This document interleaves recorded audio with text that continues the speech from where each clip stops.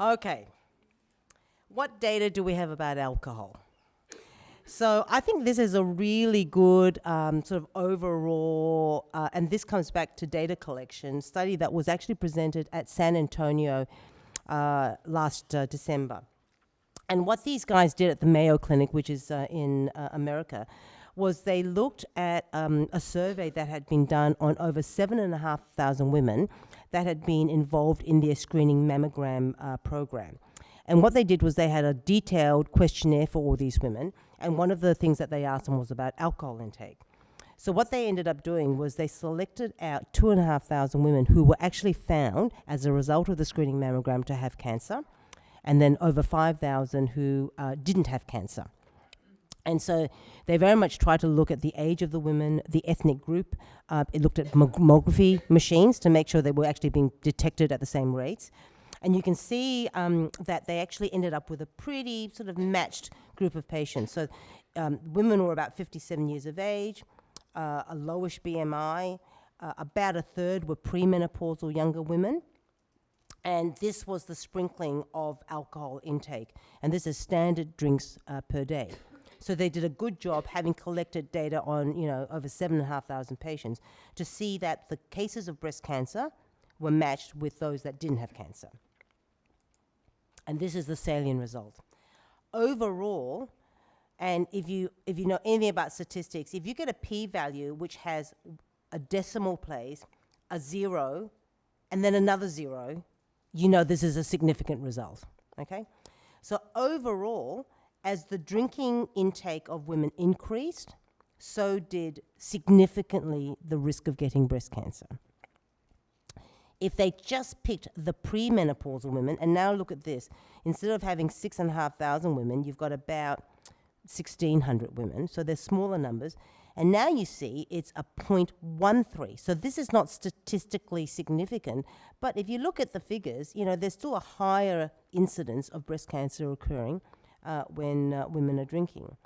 But certainly the group, and this has been shown by other investigators, that have the highest risk of breast cancer if they're drinkers are postmenopausal women. Now, I've shown you this in terms of a big study showing the impact of alcohol in developing breast cancer. But there are much smaller studies, but also consistently showing that in metastatic breast cancer, the intake of alcohol can be directly related to prognosis. But again, this is a much more difficult group of women to evaluate because you've got to look at the alcohol intake, and then you've got to look at what type of breast cancer they have, then you've got to look at what drugs they're on and so forth. But as a general rule of thumb, if you've got metastatic breast cancer, particularly if you are postmenopausal, I would always generally recommend that you are not drinking. My threshold is less than 3 standard drinks per week. Okay? Now, just one sentence on smoking, because this is a really vexed area. Certainly up to about 5 years ago, smoking wasn't considered a risk factor for breast cancer. But there's been a lot of studies now conflicted. So there are some that say definitely doesn't cause breast cancer, and others that say definitely increases risk of breast cancer. So I think as a health signal, most health authorities are now suggesting that smoking, which is a bad habit for other aspects of your body anyway, can also be implicated in increasing the risk of association with breast cancer. And what I say to ladies with advanced breast cancer is, if you continue to smoke, you invariably put yourself at a much higher risk of getting chest infections. So forget about whether smoking worsens your prognosis or not. It's just going to worsen how you feel. It's going to make you more likely to get chest infections and end up in hospital. So if for nothing else, stop smoking. Exercise. Survival is improved, and when I say this, it is in studies that have tried to control for other things. But again, it is a difficult area to evaluate. But I think one of the things that you're probably all very familiar with is that if you exercise regularly, you tend to be of a good body weight, you tend to have a healthier diet, and you tend to have less alcohol. So those are all very positive associations. So I'm pretty confident that exercise alone is a good thing for metastatic breast cancer survival. and would generally encourage people to do that. And there's obviously a lot of data showing that exercise, with the endorphins that it causes, can actually make you feel happier, sleep better, and all those other good, mood effects. Lastly, obesity. So this again is a relatively recent study, but I chose it because it's one of the biggest meta-analyses that's been published. So they looked at 43 studies collecting information over the last 40 years. And of those 43 studies, some only had 100 patients, but some had them up to 400,000 patients. So, combining all the information from these studies are really important. And what the studies did was they looked at the BMI of patients. In some of the studies, they measured waist-hip ratio. And essentially, uniformly, when you look at all of them, it showed that if you are obese with a BMI of 30 and above, you have a 33% higher risk of dying from breast cancer. And this is what's called a forest plot. And all you need to know is if you look at all the studies to the right of the vertical line, these are all the studies that uniformly tell you that obesity is associated with a worse prognosis. So there are 4 that says it doesn't. But if you look at the black line, that's the 95% confidence interval, all of them, except for that little tiny study, crosses the black line. So it says, well, this study said obesity didn't make things worse, but hey, some of the women, it did make it worse. So weight loss for metastatic breast cancer is an important lifestyle thing that you guys can impact on and the community can impact on. And then complementary therapies. This was a great poster at San Antonio meeting. The people at the Yale Medical School, it was a relatively small study, but they did it really well, was they looked at patients that had been diagnosed over about a 12-year period who actually confessed and admitted that they were using non-conventional complementary breast cancer treatment. And what they did was showed, number one, that there was a little bit of dip in 2006, I have no idea why, but overall there's a bit of a trend that women are using more and more complementary therapies. And to make it really clean, what they did was they selected out the women who use complementary therapies only to get a really clear view of what happens if you have evidence-based conventional treatment, what happens if you have complementary therapy. And what they found was this. Now, even from the back of the room, I think you can see the difference between the survival of the group that had proper treatment and the survival of the group that had poor treatment.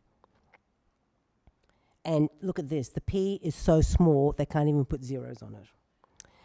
What they did was they said, okay, is this just because you've included too many metastatic breast cancer patients in it? So you've skewed it a bit. So what they did was they broke it up, what stage the cancer was. So if you have early stage 1 and 2 breast cancer, you have conventional treatment, you are doing swimmingly better than those that opt for complementary therapies. How about stage 3? Swimmingly better. These ladies are dying. Oh, sorry, that was the one before. Sorry, I didn't do a 3. So these are stage 4 breast cancer patients. So women with stage 4 breast cancer, stage 3 was very similar to 1 and 2. So stage 4 breast cancer women are dying as early as 6 months from diagnosis. Now, many of you who have been motivated enough to come and attend this meeting would probably think, who in their right mind would choose complementary therapy either alone or together with conventional therapy? Well, some of you may also think, well, Arlene, a lot of us do. Can I just suggest, complementary therapies to be used alone has no evidence-based. So I absolutely categorically say that that's the wrong thing to do. If you want to consider having conventional treatment, but you also want to do complementary therapy on the side, can I just please encourage you to talk with your oncologist? Always be upfront and transparent. That you're the one that gets harmed if you're taking something that could potentially make the conventional treatment less effective. Questions on lifestyle factors. So the question was, recent publications suggested that stress at a laboratory level, and obviously you've got to look at how they stressed the animals and the cells, can actually help cells grow, even though there is very little data to say that stress can actually cause cancer in its own right. My take-home line is that it wouldn't surprise me if the chemical and hormonal changes that happens in a person's body changes at periods of heightened physical, emotional, or psychological stress. It would not surprise me. I mean, we all know, when you're anxious, your pulse rate goes up. Why does it do that? Because your adrenaline levels go up, and other hormones and chemicals. You know that when you're stressed, you're more likely to get colds and cold sores. So you can't measure what effect a stress event has on your immune system, but it clearly has something to do with generalized resistance to viruses and so forth. So it wouldn't surprise me that some form of stress would have potentially a detrimental effect on cancer growth. Having said that, it's a really hard thing to measure. If someone is having difficulties with their job, they've lost a loved one, how can you reverse that? How can you tell them not to be stressed and emotionally upset? So what I try to encourage all my ladies to do, and we now have the ability of having Amanda, our advanced breast cancer nurse, and Mary Scott, our clinical psychologist, all part of our team to try and address that issue. How can we help women at all stages of breast cancer recognize the stress that they're experiencing, deal with the stresses? And I think that actually is something that families, loved ones, and carers can have an active role in as well. Because sad to say, the stress often comes from not within, but is from without. And I wish I could have a magical way that I could wipe out the stresses that some husbands, children, parents cause my patients, but I can't. But it doesn't, it's probably not, it's common sense to you guys that is probably something that would make it healthier and better for the patient involved. So I hope that answers your question.